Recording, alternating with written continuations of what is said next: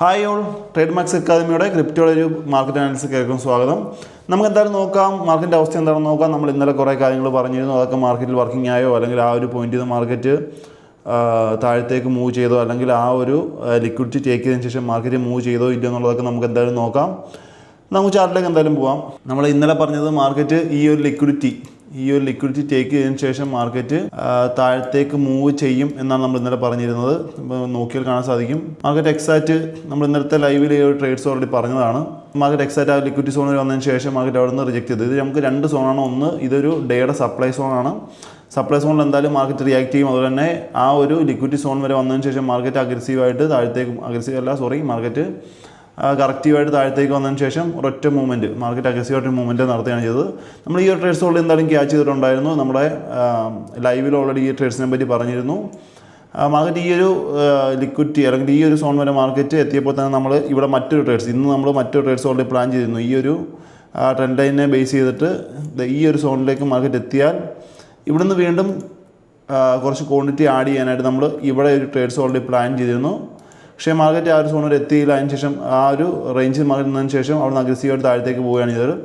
നമുക്ക് ഈ ഒരു ട്രേഡ്സ് അത്യാവശ്യം നല്ലൊരു പ്രോഫിറ്റ് എന്തായാലും നമ്മൾ എടുത്തു. കാര്യം എന്ന് പറഞ്ഞാൽ നമുക്കൊരു കൺഫർമേഷൻ ട്രേഡ്സ് ആയതുകൊണ്ട് തന്നെ നമ്മൾ അത്യാവശ്യം ക്വാണ്ടിറ്റി ഇവിടെ ആഡ് ചെയ്തിട്ടുണ്ടായിരുന്നു. അപ്പോൾ ഈ ഒരു ട്രേഡ്സിൽ നമുക്ക് ഒരു നല്ലൊരു പ്രോഫിറ്റ് നിങ്ങൾക്കറിയാം നമ്മളൊരു 3-4 ട്രേഡ്സ് ഓൾറെഡി SL ആയിരുന്നു.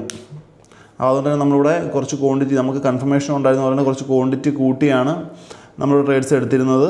അപ്പോൾ ഈ ഒരു ട്രേഡ്സ് കിട്ടിയതോടുകൂടി നമുക്ക് അത്യാവശ്യം ബ്രേക്ക് ഈവൻ കഴിഞ്ഞ് അത്യാവശ്യം പ്രോഫിറ്റിലേക്ക് നമ്മൾ ഓൾറെഡി മാറിയിട്ടുണ്ട്. അപ്പോൾ ഓൾറെഡി ഈ ട്രേഡ്സിനൊപ്പം തന്നെ നമ്മൾ മറ്റൊരു ട്രേഡ്സ് കൂടെ എടുത്തിട്ടുണ്ടായിരുന്നു. നമ്മൾ സൊലാനോയിൽ ഇവിടെയും ഈ ഒരു ട്രേഡ്സ് ഈ ഒരു ലിക്വിഡിറ്റി 4 ഹവറിൻ്റെ ഈ ഒരു ലിക്വിഡിറ്റി ടേക്ക് ചെയ്തപ്പോൾ നമ്മൾ ഇന്നലത്തെ ബിറ്റ്കോയിൻ്റെ മൂവ്മെൻറ്റോടെ നോക്കിയിട്ട് ഇവിടെയും അത്യാവശ്യം നല്ല ക്വാണ്ടിറ്റി നമ്മൾ ഓൾറെഡി ട്രേഡ്സ് എടുത്തിട്ടുണ്ടായിരുന്നു.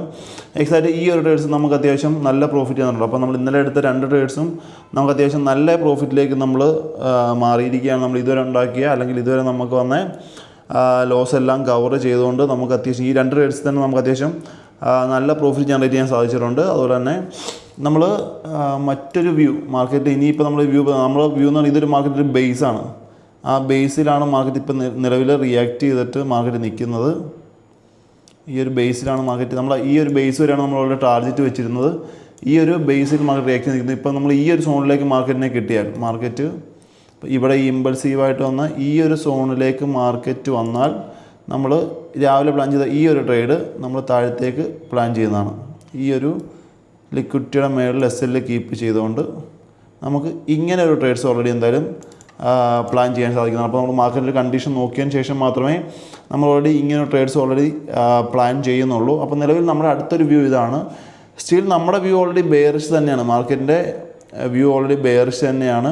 അപ്പം ഈ ഒരു രീതിയിൽ അല്ലെങ്കിൽ ഈ ഒരു റേഞ്ച് ഒന്നെങ്കിൽ ഈ ഒരു റേഞ്ചിൽ മാർക്കറ്റ് കിട്ടിയാലോ അതല്ലെങ്കിൽ ഈ ഒരു സോണിൽ മാർക്കറ്റ് എങ്ങനെ റിയാക്ട് ചെയ്യുന്നു നോക്കിയിട്ടായിരിക്കും നമ്മൾ അടുത്തൊരു ട്രേഡ്സ് ഓൾറെഡി പ്ലാൻ ചെയ്യുന്നത്. അപ്പോൾ ഇത് നമുക്കൊരു നല്ലൊരു സോണായിട്ട് തന്നെയാണ് നമ്മൾ വ്യൂ ചെയ്ത് വെച്ചിരിക്കുന്നത്. അതുകൊണ്ട് തന്നെ ഇവിടെ മാർക്കറ്റ് എങ്ങനെ റിയാക്ട് ചെയ്ത് നോക്കിയിട്ട് നമ്മൾ മറ്റൊരു ട്രേഡ്സ് എന്തായാലും പ്ലാൻ ചെയ്യും. സ്റ്റിൽ നമ്മുടെ ബെയറിഷ് തന്നെയാണ്.